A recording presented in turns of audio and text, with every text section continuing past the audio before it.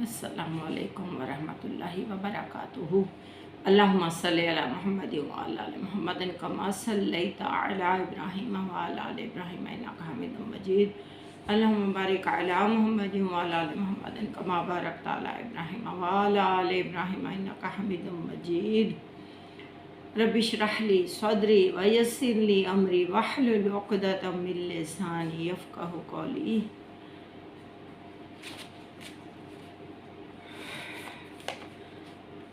अल्हम्दुलिल्लाहि रब्बिल आलमीन। अल्लाह ताला के बाबरकत नाम से हम अपने विला का आगाज़ करते हैं। तो आज का हमारा टॉपिक है हज़रत उवैस करनी का। देखते हैं हम कि कैसे उन्हें नबी सल्लल्लाहु अलैहि वसल्लम से मोहब्बत थी, इश्क था, और कैसे वो अपनी ज़िंदगी बसर करते थे, कैसे उन्होंने अपनी वालिदा की खिदमत की और उन्होंने नबी सल्लल्लाहु अलैहि वसल्लम के होते हुए ज़ियारत क्यों नहीं की, उनके पास क्यों नहीं गए। तो ये उसकी भी वजूहात हैं, इसमें फिर हम देखेंगे। पहले है कि हज़रत उवैस करनी कहाँ के थे, कहाँ रहते थे, किस इलाके से उनका ताल्लुक़ था, तो ये देख रहे हैं हम। हज़रत उवैस करनी रज़ियल्लाहु ताला अन्हु का ताल्लुक़ यमन के एक इलाका कर्न से था।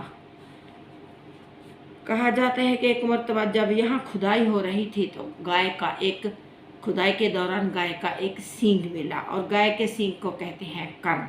इस वजह से इस इलाके का नाम कर्न पड़ गया और इसे कर्न कहा जाता है, इस वजह से गाय का सींग जो मिला। तो इस वजह से ये इलाका, शहर है, गांव है, जो भी है, कर्न के नाम से मशहूर हो गया। अगरचे गुमनाम सा इलाका था, इसकी कोई ख़ास वजह नहीं थी मशहूर होने की, लेकिन हज़रत उवैस करनी की वजह से, उनकी बाबरकत ज़ात की वजह से, इसकी हर बात जो है वो लाजवाल हो गई और इसकी शोहरत जो है हर जगह पे पहुंच गई है। आज भी हम याद करते हैं कि हज़रत उवैस करनी, तो इसकी शोहरत जगह जगह पे है। इस जगह की उनकी बरकत, उनकी ज़ात की बरकत की वजह से, उनकी शख्सियत की बरकत की वजह से ये लाजवाल हो गई जगह। ये ऐसी शोहरत दुनिया के हज़ारों शहरों को बावजूद उनकी खसूसियात के हासिल ना हो पाई, इस बस्ती को हासिल हो गई। ऐसी बाबरकत शख्सियत थी वो।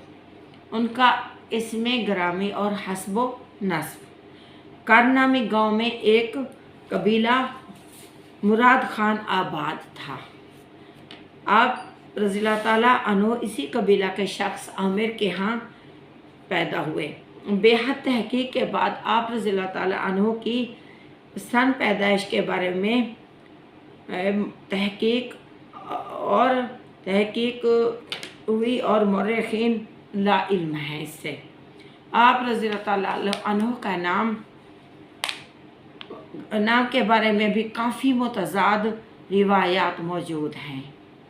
मतलब एक नहीं है कि एक नेम हो, इसमें भी काफ़ी रिवायात मौजूद हैं कि मुख्तलिफ़ नेम हैं, जिनमें से बाज़ में आप रज़ियल्लाहु ताला अन्हु का नाम अब्दुल्ला और बाज़ में इब्ने अब्दुल्ला तहरीर है, और आपको अब्दुल्ला बिन आमिर भी कहा जाता है।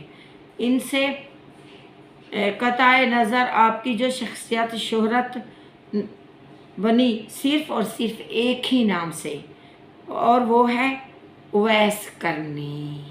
हज़रत उवैस करनी के नाम से हर कोई जानता है। और उवैस बिन आमिर रज़ियल्लाहु ताला अन्हु, आपके आबा अजदाद में से एक बुज़ुर्ग का नाम कर्न था। चुनांचे ये भी हो सकता है कि उसकी वजह से आपको उवैस करनी के नाम से पुकारा जाता हो। दूसरे हवाले से आपका हस्ब नस्ब कुरैश से भी मिलता है, अगरचे ये बात दुरुस्त है। तो आप रज़ियल्लाहु ताला अन्हु के हस्ब नस्ब के बारे में किसी तगदो की ज़रूरत नहीं रहती, क्योंकि अहले अरब पूरी दुनिया में इस लिहाज से सर फहरिस्त हैं। कुरैश जो हैं वो मशहूर हैं, सर फहरिस्त हैं। नबी सल्लल्लाहु अलैहि वसल्लम का ताल्लुक़ भी कुरैश से था। तो आगे है ज़रिया बूदोबाश, क्या करते थे, क्या काम था उनका।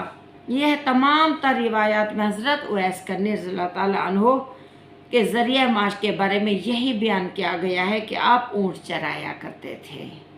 आपका काम यही था कि आप ऊँट चराया करते थे। इस सिलसिले में सबसे मशहूर और मारूफ वो रिवायत है जो हुज़ूर सल्लल्लाहु अलैहि वसल्लम से दाता हज़रत गंज बख्श अपनी किताब कश्फुल माजूब में रकम फरमाते हैं। और जब अमीरुल मोमिनीन हज़रत उमर फ़ारूक रज़ियल्लाहु ताला अन्हु ने अहले कर्न से पूछा, हज के मौका पर जब ये वफ़द आया तो उन्होंने बुलाया और पूछा कि कर्न के जो हैं लोग उन्हें बुलवाया जाए, तो उस कबीले को बुलाया गया और उन्होंने फिर उस कबीले से पूछा कि तुम्हारा ताल्लुक़ कहाँ से है। तो लोगों ने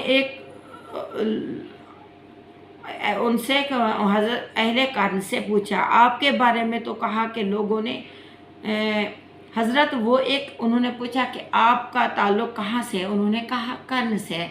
तो फिर उन्होंने पूछा कि वहाँ का एक शख्स है उवैस करनी, क्या तुम उन्हें जानते हो। पहले तो उन्होंने कहा नहीं, हम उस शख्स को नहीं जानते।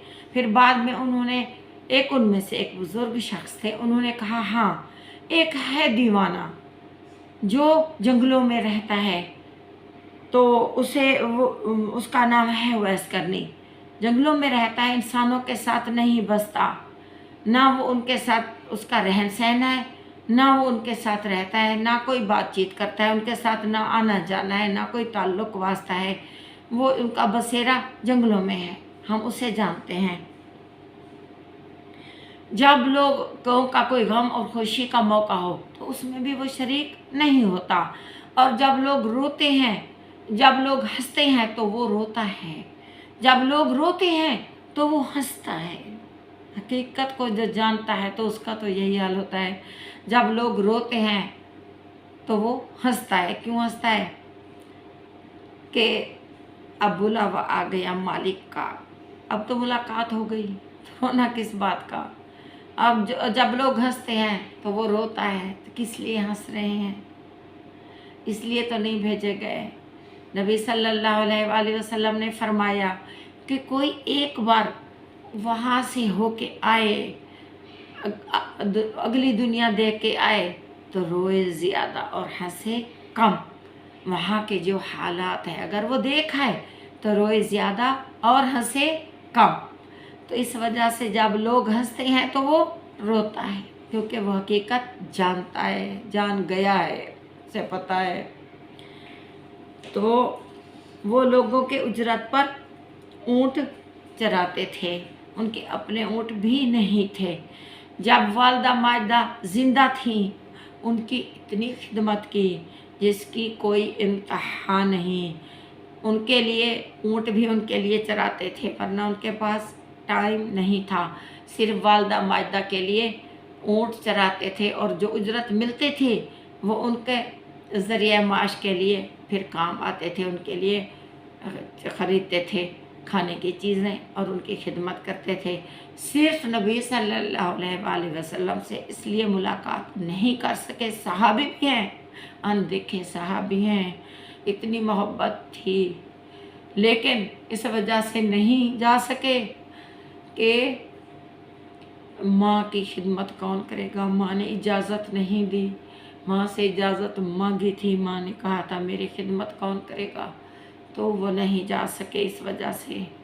तो अल्लाह ताला फरमाता है कि जब वह ऐसा हाथ उठाता है तो मुझे उसके हाथ वापस लौटाने में शर्म आती है। उसने माँ की इतनी खिदमत की है कि मैं उसकी हर दुआ कबूल फरमाता हूँ, उसके खालियात वापस लौटाना मुझे शर्म आती है। सुभान अल्लाह। तो जब माँ फौत हो गई तो फिर अल्लाह से लौ लगा ली, صبح کی نماز پڑھ کے جنگلوں میں نکل جاتے تھے، سارا دن سجدوں میں گزر جاتا تھا، جب عشاء کا ٹائم ہوتا تھا واپس آتے تھے اور راستے سے گٹھلیاں چن لیتے تھے، ان گٹھلیوں کو بیچ کے تھوڑی سی کھجوریں لے لیتے تھے اور باقی کے جو بچ جاتے تھے سکے وہ اللہ کی راہ میں خیرات کر دیتے تھے، اور چند کھجوریں وہ کھا لیتے تھے، اس سے روزہ رکھ لیتے تھے، اور وہ کثرت سے روزے رکھتے تھے، اور وہ فرماتے تھے کہ بہت چھوٹی رات ہوتی ہے،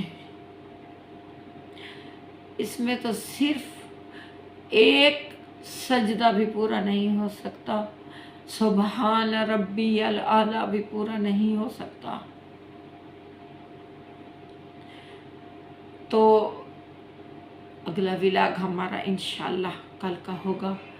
اللہ تعالیٰ آپ لوگوں کو جزائے خیر عطا فرمائے، اور جو ولاگ دیکھتے ہیں نہیں دیکھتے، اللہ تعالیٰ سب کے لیے آسانیاں پیدا فرمائے، رزق میں فراوانی عطا فرمائے، اور میرے ولاگ کو سبسکرائب کرنا نہ بھولیے گا، اور اس کو واچ اور شیئر کر دیا کریں۔ اللہ تعالیٰ آپ پہ کروڑوں رحمتیں نازل فرمائے، برکتیں نازل فرمائے، فضل فرمائے۔ وآخر دعوانا ان الحمد للہ رب العالمین، آمین۔